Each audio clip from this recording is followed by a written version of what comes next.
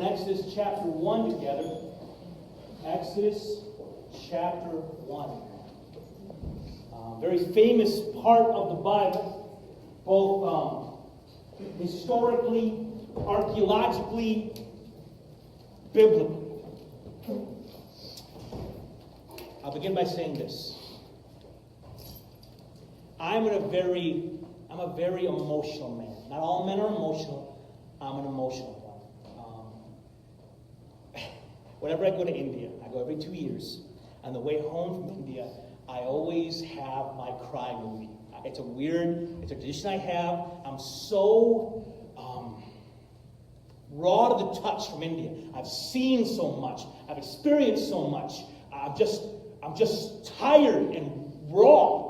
So I always watch a movie on the way home on the plane, and the movie always gives me the cry I need on the way home. One time it was Les Mis on the ride home. The song where Hugh Jackman's dying, his daughter sings a song. I'm like, oh, we love his daughter. Then she said that it was Kung Fu Panda 2 got me.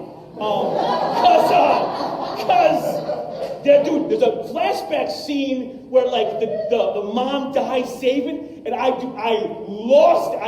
I'm on a seat, and I'm in the middle seat, just gone. This time I watched a movie called Lion, which is on Netflix right now. It's about India. It's about the lost children of India. How there's so many kids that are orphans and just left to the streets of the cities. And that movie wrecked my life, and it was a good cry. I'm an emotional man. Now, not everyone's emotional. It's okay. I don't care if you're a guy or girl. Being overly emotional is not a good or bad. It's just the way things are, okay? It's just who I happen to be. So when it comes to God and praying, I am a very emotional man with God as well. I enjoy praying and feeling God move. I enjoy singing God's songs. I sometimes, when the music kind of fades out, it's just the voices, I'll stop singing and just listen to you guys sing, and I will enjoy the emotion that brings. I'm an emotional person. There have been times in my life where I have been praying, and I felt God there in the room. I felt Him move the mountains. I knew it was going to be okay, and I love that feeling. I love God feeling near. But here is the other side of that coin. That feeling doesn't happen all the time. There are times I pray, and it's me alone in my room. My mind wanders, I fall asleep. The kids interrupt. There's times I sing, and the fire isn't burning. I still sing because He is worthy of my song. But the emotions are lining up. That's what I'm saying.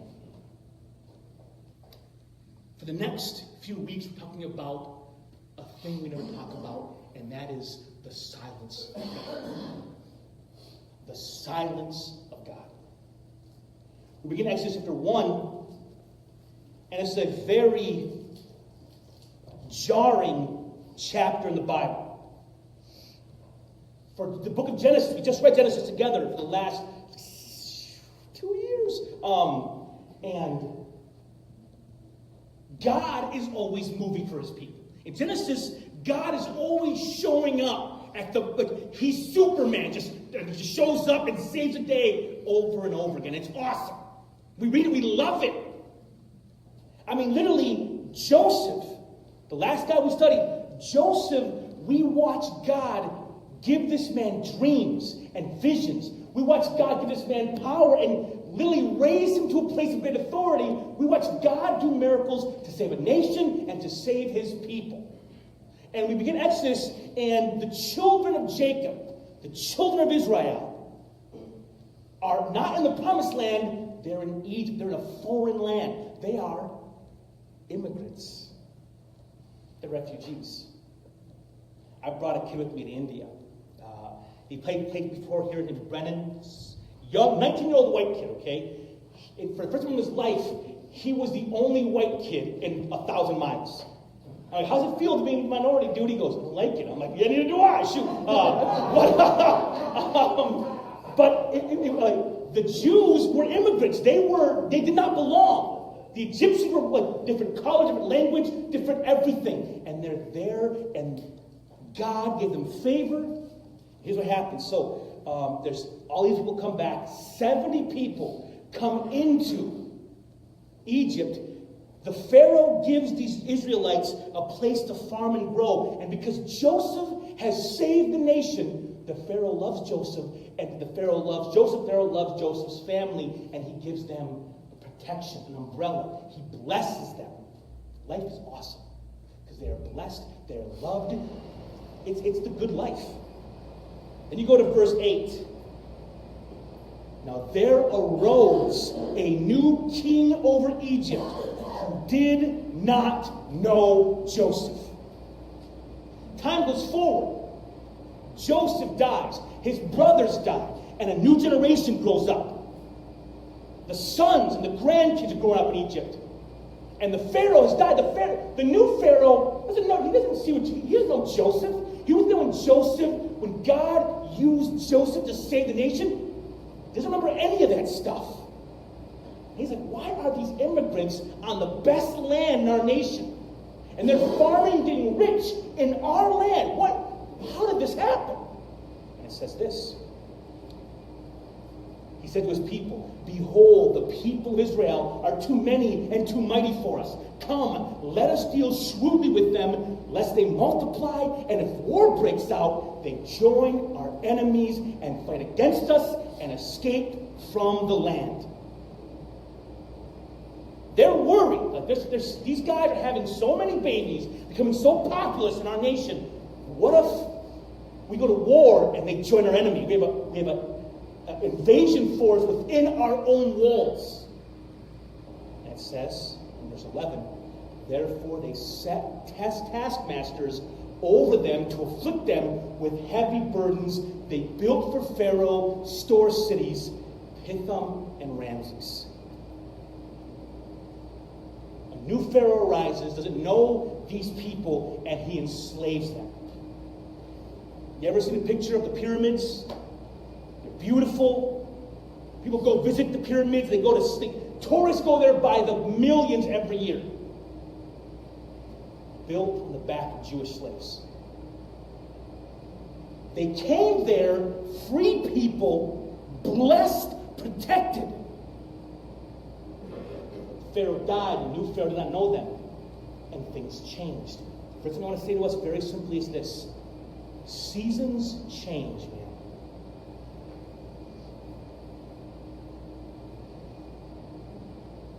Things change. Like, it was one way yesterday, new Pharaoh, and now the people are enslaved. Their situation changed dramatically. And we as people, we desire sameness. We are a creature of habit. Every one of us sit in the same. Every restaurant in the country I go to, I order the same dish every time I go. I know what I like and I order it every single time. No joke. I mean, that is really true. I was telling this to one of my junior hires once. I was driving. I'm like, dude, we are sheep. He goes, no, we're not. Like, watch this. I'm driving on the highway and I swerve around nothing. And everybody behind me is like, oh, shoot. And they all drive. There ain't nothing there. They see me like, he must know something. They just follow me along. Don't do that. That's dangerous. I go to the book of Ecclesiastes and I read this. Ecclesiastes chapter 3 verse 1. It's a passage which are made famous by the birds. It goes like this. For everything there is a season, and a time for every matter under heaven, a time to be born, a time to die, a time to plant, a time to pluck up what is planted, a time to kill, a time to heal, a time to break down, a time to build up, a time to weep, and a time to laugh, a time to mourn and a time to dance, a time to cast away stones, a time to gather stones together, a time to embrace and a time to refrain from embracing, a time to seek and a time to lose, a time to keep, a time to cast away, a time to tear, a time to sow, a time to keep silent and a time to speak, a time to love, a time to hate, a time for war and a time for peace. Seasons change, man. And we all want to keep life this way, and it ain't going to stay this way. It's going to shake, it's going to move, it's going to move in ways we can't possibly imagine. It's just the way it goes. And instead of being angry that life changes, just be aware it's going to happen. The kids grow up. Our bodies get older. I go to India every 2 years, and this one was by far the hardest because my body is not as strong as it used to be. I slept on the floor in a hut in a mountain village. When I was 20, that was an adventure. 38, it's the worst thing in the world.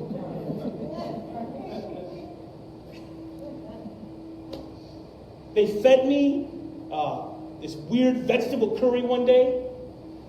And vegetables that they don't have words for it here in America. And they give it to me, and I just, yeah, you eat it. You're just like, okay, God, I'll eat it, just eat it. And someone asked me, Ernesto, do you like the curry? I said, when I was 14, a Jeep Grand Cherokee ran a red light and ran me over on Scott Lake Road in Michigan. He's like, yeah. I'm like, that was better than this.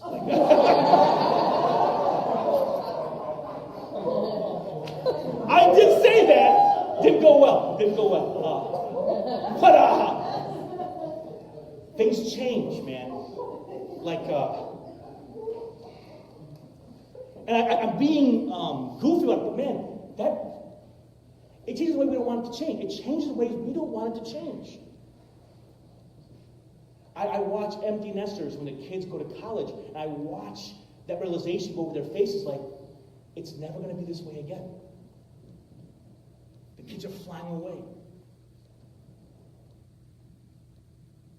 Things change. People we love die. And the conversations we used to have with them, that's gone for now.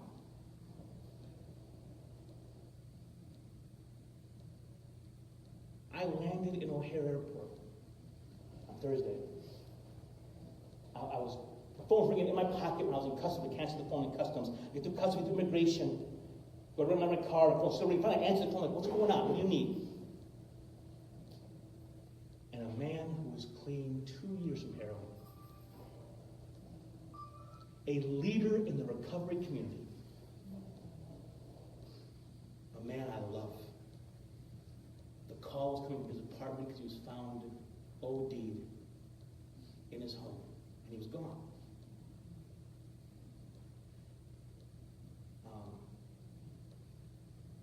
And life has changed. The season of him as a leader is over.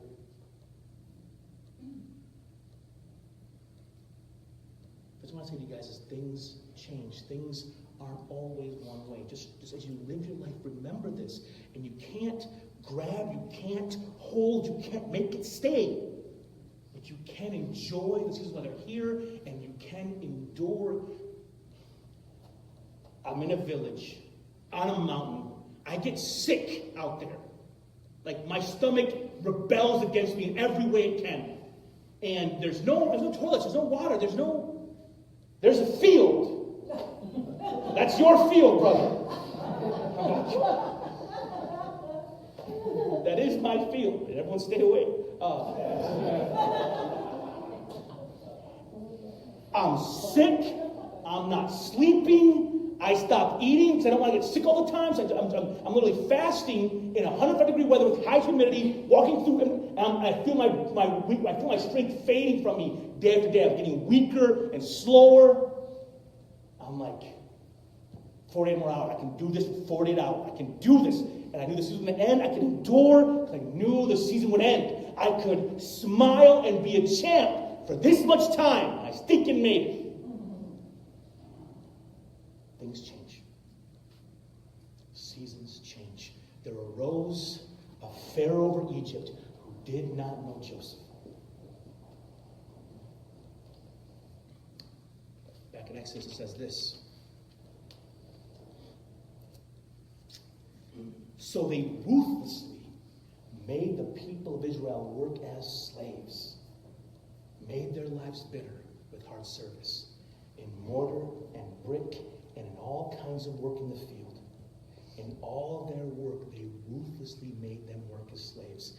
And the nation of Israel, God's people, goes from freedom, they go from being the master of their own destiny, they go to being enslaved and changed to foreign peoples. And for 400 years, God does not speak. There are no prophets. There are no dreams. There are no visions. There is silence. And the people that tell the stories, our father Joseph, our father Jacob, our father Isaac, our father Abraham, God spoke to them and he told us he'd be with us. So where did he go? I mean, 400 years, you know how long that is? How old is America? 220? 240? Math is hard. Think of how much America's changed in 240 years. How much has America changed? Like my grandma, I'm thinking about what my great-grandmother didn't speak English and never saw television. Like think about changing 240 years. Imagine 400 years of history, how much changed, and they were that's how many generations? That's got to be 8 generations of people, and God does not speak. And why is this to us that is hard to hear? People being born, growing up, and dying, waiting for God to speak, and it's not happening. Generation after generation. Listen. For the followers of God, we will experience silence from him sometimes. This is a normal part of being a follower of God. We will experience seasons where we don't hear his voice. The people of God experience the silence of God. You see it all in the Bible. You read the poems of David, the great king of Israel, David. He'd write these poems in the book of Psalms. He'd say, "How long, O Lord? How long, O Lord, will you forget me forever? How long must I take counsel in my own soul?" He said, "God, where are you, man? We used to be boys, and I have not heard from you in so long. How long will you forget me forever?" And he felt far away from God. Jesus Christ on the cross yelled out, my God, why have you forsaken me?" God, I'm your son. You love me. How can you turn your back on me now?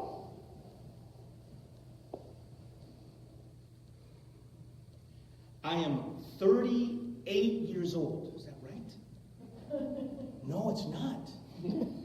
I'm 37 years old.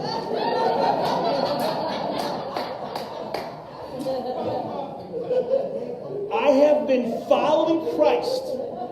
Hey, when you're old, no one, you don't have birthdays anymore. No one keeps track. No one cares about you. It's the kids. Like you're 12. Hey, here's a cake. So I've been following Christ since I was 14. So it's like 20 years.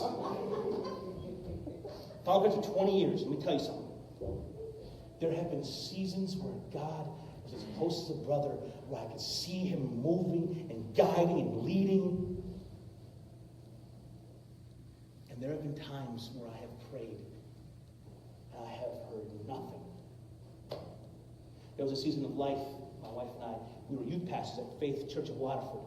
And we committed 5 years to be youth pastors. And it was an incredible 5 years. And some of those youth are still our best friends today. And we felt the time coming to an end, like, God, the 5 years coming to an end, where do you want us to go? And I began praying, like, God, what do you want us to do next? And I'd go to God and ask him, and there'd be nothing. There'd be silence. I felt this distance from him. And I'm like, man, so I would go away on like a day of prayer. Just go away for a day, no music, no distractions, just, God, what's going on? What do you need from me? And for 1 whole year, I didn't hear a word from him. And it was hard. There's a follower of Christ back in the day. People call him St. John the Cross. Pretty cool nickname. And he wrote a book called The Dark Night of the Soul, which is about this feeling of being far away. And that year was hard for me. I'm like, am I doing something wrong? Am I in sin? Like, what do I need to do to make you hear me? I had to learn that I am a creature of flesh, and I'm trying to follow an invisible God. I had to walk by faith, and faith is tough. Faith isn't sight. Faith is trust, and trust doesn't have all the information at all times. Trust requires me to say, I don't know, I don't feel, but still I trust. David, in his poems, if you read Psalm 13, oh man, he says, it begins, it says, how long, O Lord, will you forgive me forever? How long will you hide your face from me? How long must I take counsel in my own soul and have sorrow in my heart all day long? But he ends by saying this in verse 5. But I have trusted in your steadfast love. My heart rejoices in your salvation. I will sing to the Lord because he has dealt bountifully with me. David still feels far away, and he decides to keep singing. Walking by faith is not easy. If I could see God and touch him, it'd be easier. But it is, I, who am a creature of flesh, am trying to follow a God of spirit. It is difficult. If you find yourself in a season where you don't hear his voice, listen, you're not broken. You're a human being. The Jews went through a period of silence. David, the Christ. It's a normal part of following him, is we sometimes don't feel his presence. But you need to understand this. Just because you don't feel him doesn't mean he isn't there. Listen to this. So they go into slavery. Their taskmasters treat them ruthlessly. But verse 12 says this, but the more they were oppressed, the more they're whipped, the more they're forced to work, the harder things get. Sometimes in the silence, things go sideways. Sometimes our life explodes like, God, what just happened? Where are you? I'm scared. I'm panicking. And we just feel like everything's blowing up. But God, where are you? How is it happening in my life right now? And it says this, but the more they were oppressed, the more they multiplied. And the more they spread abroad. And the Egyptians were in dread of the people of Israel. Egypt tried to crush them, and the more they tried to crush them, the stronger they got. Even though they didn't hear the prophet speak, even though the Spirit wasn't moving, God was still at work. He was multiplying them, preparing them. He promised Abraham, you will be a great nation. Your kids will be like what? The stars in the sky, the stinking sands of the beach. And he's doing it right here. He's making this tribe of 70 people, this tribe of 70 is becoming a nation. And here's the crazy thing. If they had not been in Egypt, let's say they'd been in the promise, let's say they were in Israel, or they were in the area, Palestine. Let's say they were in that between Jordan River and the Mediterranean. They're in that space. Let's say they grow from 70 to 400. All the surrounding tribes would be like, those guys getting strong, we better wipe them out. Because they were in Egypt, because they were under the protection of the greatest nation on the planet, they were able to go from 70 to millions. When they walk out of there, they're one of the strongest nations in the region. God is working even though they cannot hear his voice. So when I was in the jungle village of India, forest village, I was off the grid. No cell phones, I cleanse me. I'm gonna be away from. You will not hear from me for this. You can't call me. If I die, you may never know. Like it was dramatic. There's silence between us. There is silence. I can't call her. She can't call me. Silence. One night, I'm laying on a floor in a hut with 15 other people. We have a fan attached to a car battery, blowing. It's going to really do a lot, guys. It's great thinking. I think it was better than nothing. That fan saved our lives, I think. I slept right underneath it. But bam! But I had my phone. I pulled it out, turned it on, had half the battery left. I just pulled up pictures of my wife and kids. And there in the night, I just looked at them. And I thought of my family, I loved them, and I just prayed for them from afar. And even though my wife could not hear my voice, she could not touch my skin, we could not communicate. I was loving her deeply from afar. I was for her and praying for her and with her in spirit. That year where I couldn't hear God, I couldn't feel God. God was silent, but he was not absent. I wasn't aware of his power, but he was there walking with me the entire time. I learned in that season how to trust. I learned how to hold on. It made my faith stronger. When you go through that season of silence, do not think God has forgotten you. It's like this. My daughter has a bicycle. It had training wheels on it. And one of her friends came over on a bike with no training wheels on it. And she saw that and she said, I must be as cool as her. So kids are. Dad, I want to ride. I'm like, yeah, this is hard. Like you ride with that. I mean, you understand balance and move. She's like, I want to ride my bike like she does. And so you know how it goes. You take the training wheels off. As a dad, I'm horrified. The pavement is my enemy and hers. Here's elbow pads. Here's a helmet. Wear 2 pairs of jeans. We're going to be okay. And we get going. And at first, I'm holding the back of that seat. We're going. Da, da, da, da, da. Feel the balance, feel it, da, da, da, da, you know. And my hand is holding her, and I am her stability. I am her strength. I keep her going. For her to actually ride, you know what I have to do? I have to let go of the bike. I got to let her do it. I got to let her ride. And in those seasons of silence, we learn how to ride the bike, man. We learn that I'm not doing this for the emotions. I'm not doing this for the feelings. I am obeying God and following God because he is real and because he's the truth. I may not feel it every single moment or every single day, but even if my emotions are broken, he is still God. And so I am not dependent on my feelings anymore. I like the feelings. Feelings are awesome. I like the feelings, I do. When God shows up and breathes, you're like, oh, you're the man. But I don't do it for the feelings.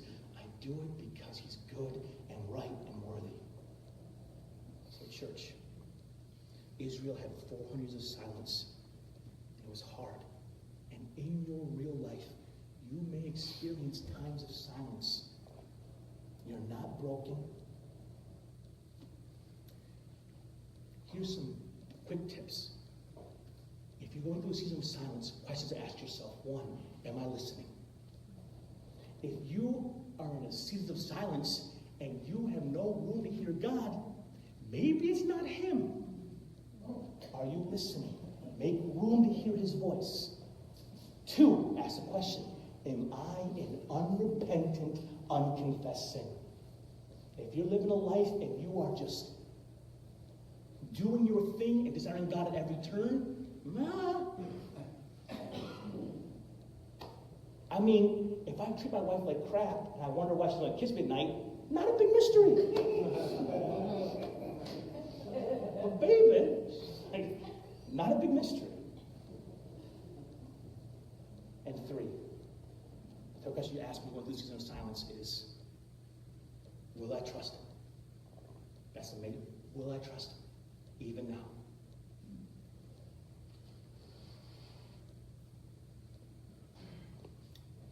Let us pray together. Father in heaven, thank you for your word that is true. Thank you for your Holy Spirit you sent to minister to us in our times of need. And for all that are here today, I know not where anyone here stands. I don't know what they're going through. I don't know if they're feeling emotionally. I don't know the wars they face. I don't know the inner battles, the inner demons. But Lord, you know all things. Use the words that were given to convict, to confront, to encourage, to remind. Let us leave this place and go into this real world with a heart set on knowing you and following you, Lord. You are the one true God of Israel, the one true God of America, the God of our families, our lives, our futures. In Christ's name I ask all these things.